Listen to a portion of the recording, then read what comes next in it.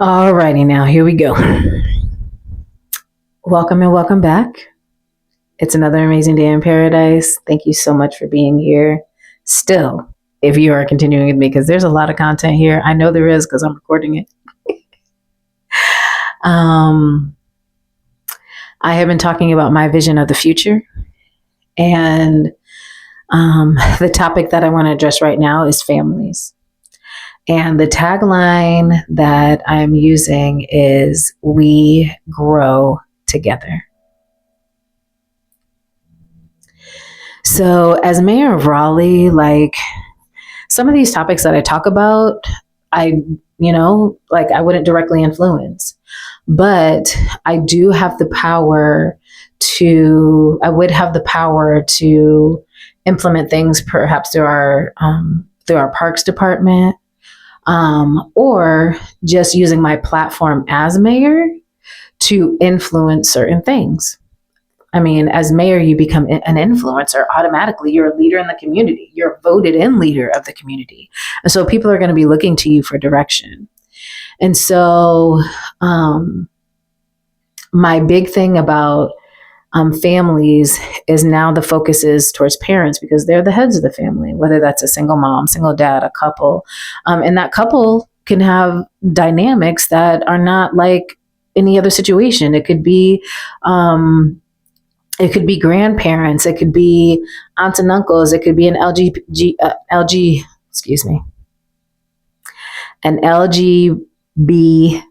I don't know why I'm struggling with that. It's probably because I'm tired. Please excuse me. Plus an LGBTQI plus. I hope I got that. I think there's one more A plus, family couple. It could be any of those as an individual. It could be an aunt or an uncle or grandma or grandpa, as an individual who is raising children. But also,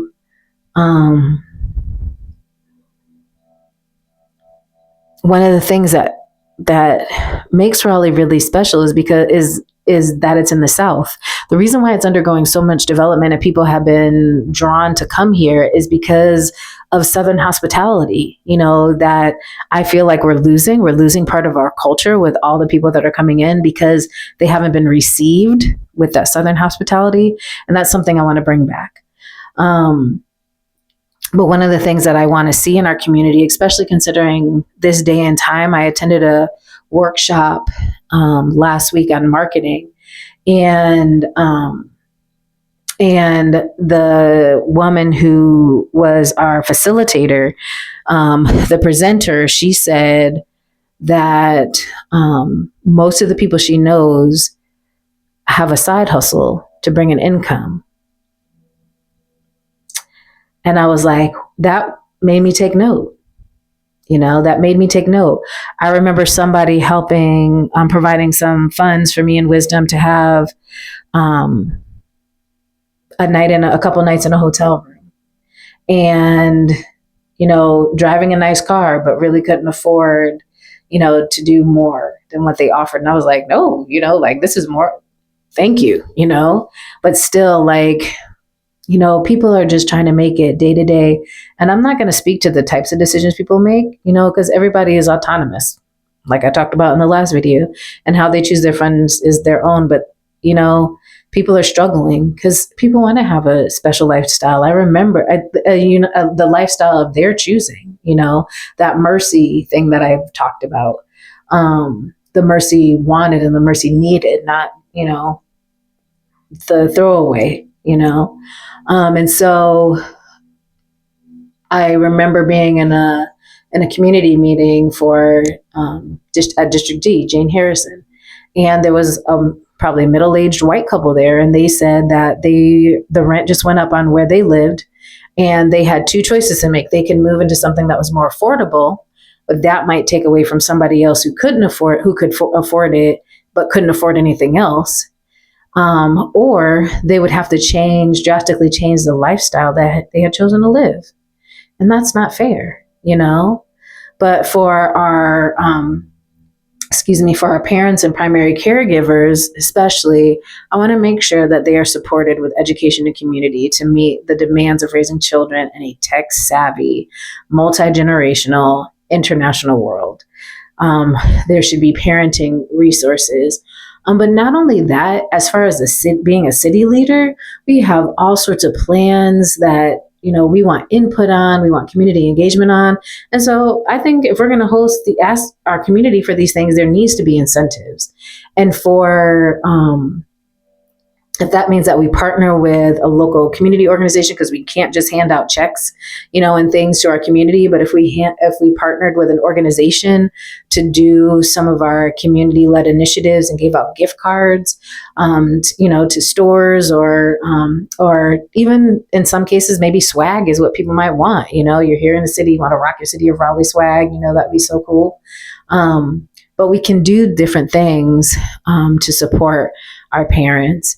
One of the things that I see happening is that as people are moving into apartment buildings, that they have a card that's given to them. If we can work with the property managers to have a card that introduces them to the city, that lets them know, when city council meetings are, who their city councilor is, where, what district they live in, and things of that nature, so that they can know that their input is desired, that we want them to be part of the city. For new homeowners,